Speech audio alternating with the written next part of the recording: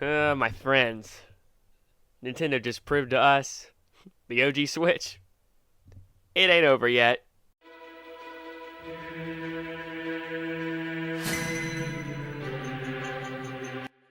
What is going on, everyone? I hope you are all doing well today. And we are on the other side of the June Nintendo Direct, and I can safely say Nintendo had an amazing presentation. Man, they blew the doors down on this one. In all seriousness, we thought the OG Switch was done. But oh no, Mario and Luigi Brothers Ship, Echoes of Wisdom, Super Mario Party Jamboree, DK Country Returns HD, and yes, finally the long-awaited Metroid Prime 4. And I know I'm getting ahead of myself and I'm talking about everything at once here, but let's talk about that surprise opening first.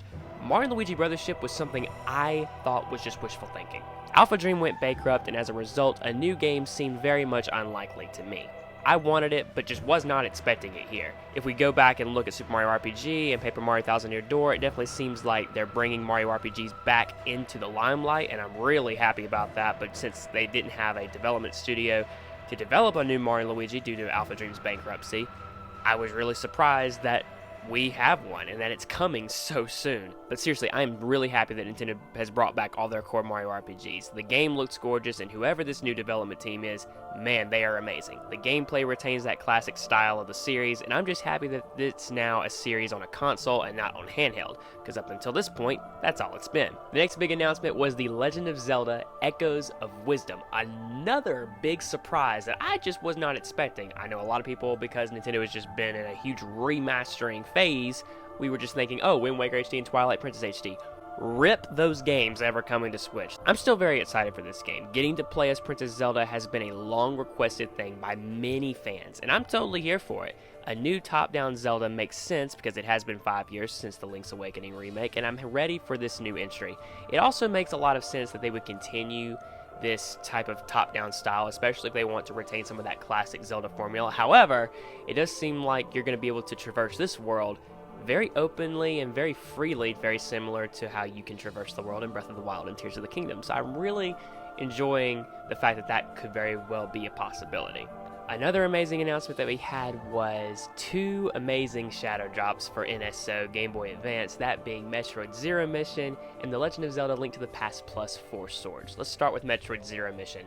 No longer do we have to suffer through what is Metroid NES. Metroid Zero Mission is a fresh remake. You have a map to explore all the different areas, and it is a fresh retelling of that story, and there's a little bit that happens after that was not in the original NES game, and I'll leave you guys to discover that because it's just awesome, and I don't want to spoil it for you guys because it's just amazing. And the second thing that I'm really excited for is The Legend of Zelda A Link to the Past Plus 4 Swords. If you guys have followed me on my channel, you know that I have live streamed 4 Swords Adventures. Really love 4 Swords. I think it's underrated, and I have never gotten a chance to play the other 4 Swords for Game Boy Advance. The reason for that is because you had to have 4 players, and I think that's still the case here, but the thing is, now that we have online, we can now connect systems together, and me and a few friends of mine can play this game, and we are going to have an absolute blast. And so I'm very excited. These 2 games are very much long overdue, and who knows, I really hope maybe this might mean maybe a 4 Swords remaster, since they're remastering GameCube games. Please, Nintendo.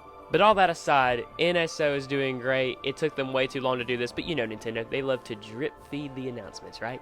And last but certainly not least, we have Metroid Prime 4. It feels so good to say that. This is what happens when you let a development team take as long as they need and not rush out a product just to hit a deadline. We were all heartbroken when we heard that the game was being restarted way back in 2019, but now fans are rejoicing, and so is Shinya Takahashi. How it started, how it's going. You know he's celebrating, come on. But no joke, all of these first-party games are releasing back to back to back. And I next want to talk about what this means for Switch 2, because there's one game out of all these announcements that basically confirmed to me that the Switch 2 is going to be backwards compatible. 100%. Metroid Prime 4 being 2025 makes total sense. Donkey Kong Country Returns HD in 2025 does not, unless the Switch 2 is backwards compatible. Donkey Kong has little to no time to make any profit if Switch 2 is not backwards compatible. It would also hurt the sales of this brand new Mario and Luigi, brand new Zelda, and yes, it would definitely hurt the sales of the long-awaited Metroid Prime 4. Even when Switch 2 launches, I expect there will still be support for the OG Switch for at least another year or so, because again, a loss of profit on a remaster, but also one of the most anticipated games of this generation. I do, however, expect Nintendo will slowly start to phase out the OG model as the Switch 2 begins to take off. The Switch is not on its last legs. If anything, this Direct just proved that Nintendo is going to run this thing until it can go no longer. And when that happens, only then are they going to phase the system out. We all went in with the lowest of low expectations, and Nintendo surprised us with announcement after announcement after announcement. And the fact that it's all releasing so soon just has me super excited. There's a light at the end of the tunnel for Metroid fans. Metroid Prime 4, we got to see a real look at it in action, and it's coming next year. I'm very, very, very excited. But now I want to know what you guys think. Did you guys enjoy it, and are you excited for all the games that are coming ahead, and did you enjoy the look at Metroid Prime 4? Comment below and let me know. If you enjoyed this video, be sure to leave a like and consider subscribing. The support truly means the world, and until the next video, take care, everyone.